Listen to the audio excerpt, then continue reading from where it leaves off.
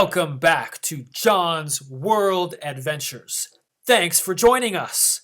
Today, I'm going to be talking about my backpacking experience.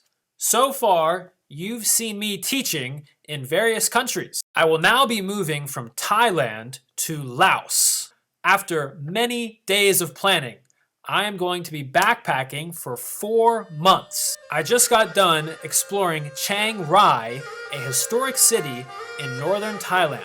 Now, I will be crossing the border into Laos and going down the Mekong River. Come on, let's go take a look.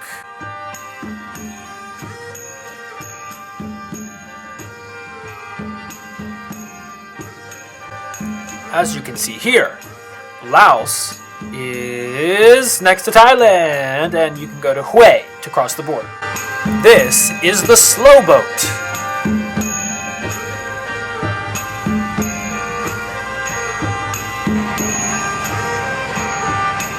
The engine was out in the open for all of us to see. It was great, very safe, and these are our wonderful people in car seats.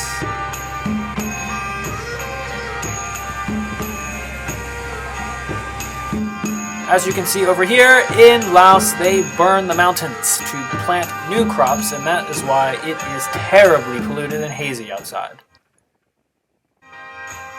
I thought I could see the United States and South America up here. Can't you see it? And after a 2-day-long journey, we arrived in Luang Prabang.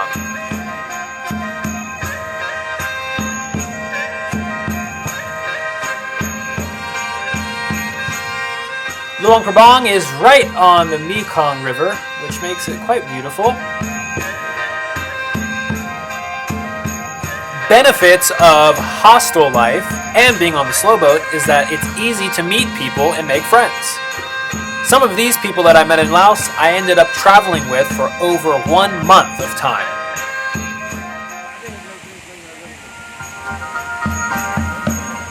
Welcome to Quang Si Waterfall, an absolutely amazing oasis naturally occurring in Laos. It's a must-see in Luang Prabang. As you can see here, it's naturally blue tone and natural waterfalls are absolutely stunning. God is real and amazing, everyone. During dry season is actually the best time to go to this waterfall, as the water is more calm than in rainy season.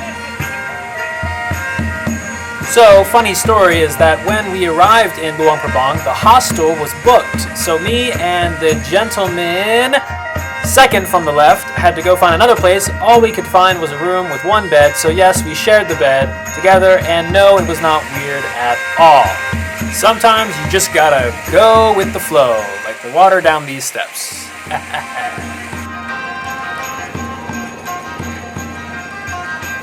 Now, I had heard about another waterfall that was very similar to the one you had just seen. So I decided I would try and go out and find it. As it turned out, it was completely dried up, which was a total fail.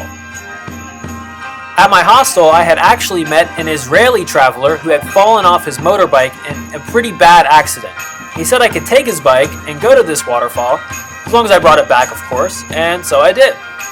As I was returning to my hostel, the foot pegs somehow detached and locked the wheel in place, and I ended up skidding roughly 20 to 30 feet.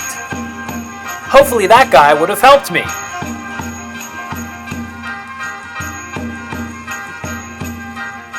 So out of all the places that I went to in Laos, especially the cities, I would say that Luang Prabang was one of the best.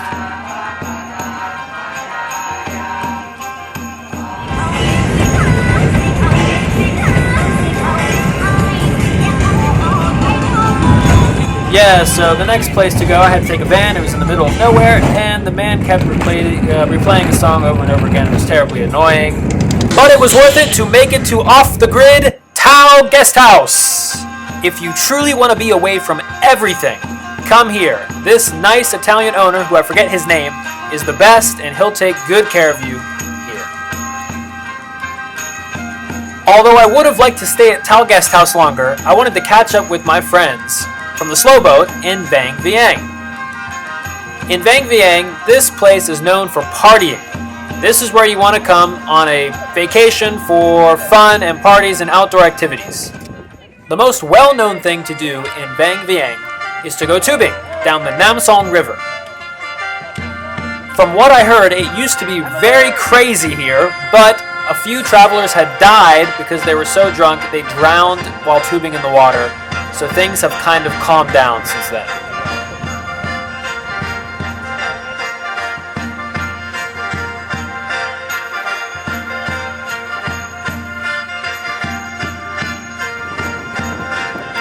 Next stop was Vientiane, which is the capital of Laos.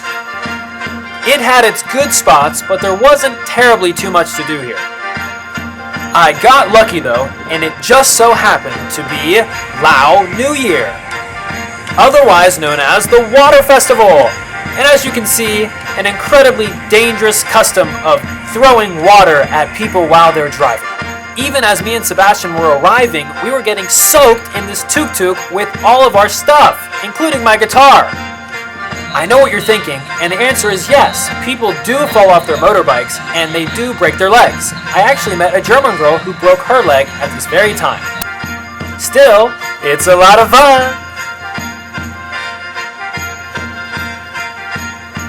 Something fun that we did find in Vientiane was Buddha Park. It was basically a park that had a lot of artistic statues and monuments that were in relation to Buddha and Buddhism. Here was inside that scary, creepy skull thing, and these are hand-carved stone and clay statues. As you can see, the park is quite extensive, and so it was very interesting to walk around and see what was there. Although it was a little creepy, like this guy. Just kidding, he was my friend.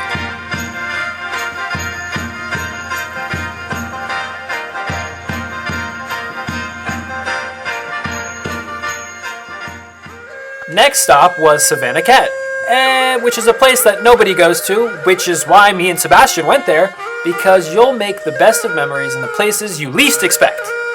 Why are Dutch people so slow? Sebastian was an outstanding representative of Dutch culture.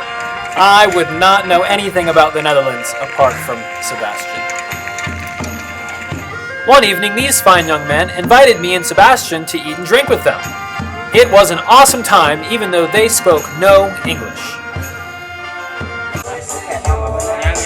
And I must say, I have never seen something so impressive as this kind of speaker. By the end of the night, they even offered to cut my hair, as they were barbers. Wow. They did such a good job that I decided to put their barbershop up on Google Maps. As you can see, there's the picture of us. Yay! Now it's time for backpacking pro tip number 387. Now, when you're backpacking, there are 3 things that are extremely important to always keep track of at all costs. One of them is your phone, another is your passport, and the other is your debit or ATM or credit card. Well, it turns out that as I was in Savannah Cat, I realized that I had lost one of those 3. It was my debit card. It was a frightening and terrible experience to realize I had left it in an ATM, as usually ATMs will give the money first and then spit out the card, so I had grabbed my cash and then just turned around and left my ATM card just sitting in there. But thankfully, my good friend Sebastian from the Netherlands became the first bank of Amsterdam for me and was able to give me money so that we could keep traveling together until I got my ATM card back. So that was it for Savannah Cat. Next stop, Paxe.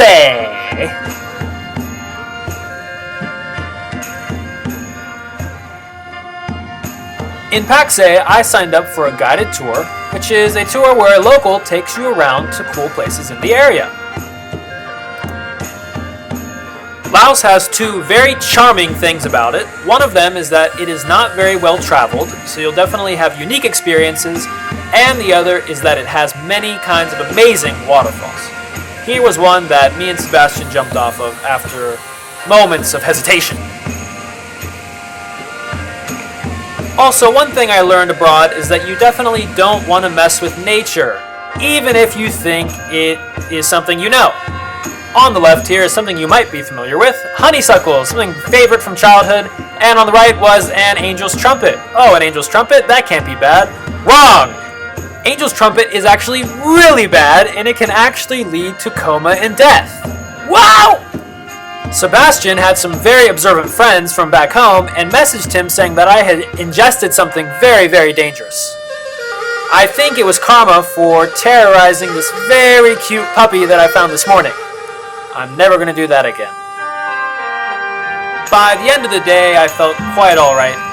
Seriously, thank God, because I was not trying to be laid to rest in Laos.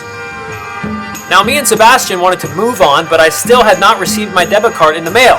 So, at this wonderful hostel, which was one of the best I've ever stayed at, Luang, this amazing woman, agreed to send my debit card forward once it arrived at the hostel. So shout out to Sangha Hostel.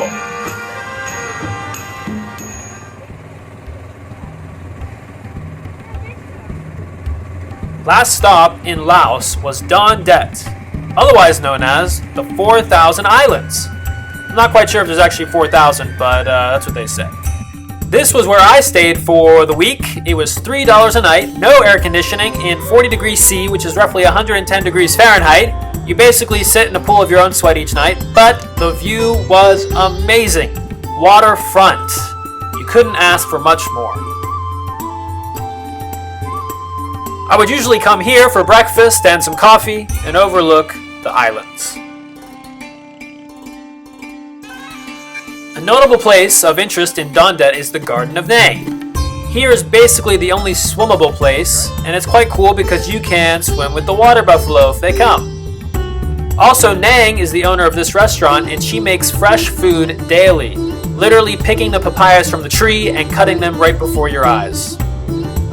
Now, as I said before, at the Garden of Nang, it is the best swimming spot because most of Don Det looks like this. I'm not sure if they count these rocks as the 4,000 Islands, but as you can see, the rapids get pretty crazy. You definitely don't want to be taking a swim in that.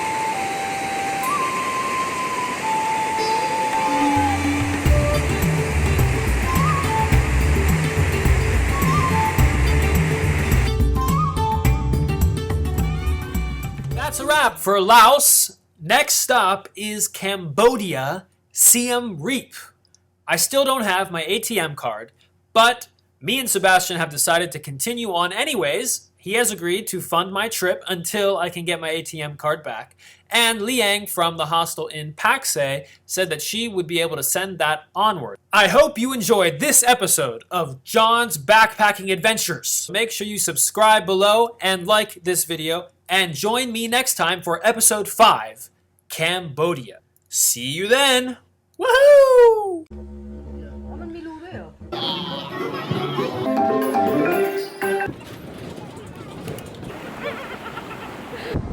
No, it's really. Oops. Oops.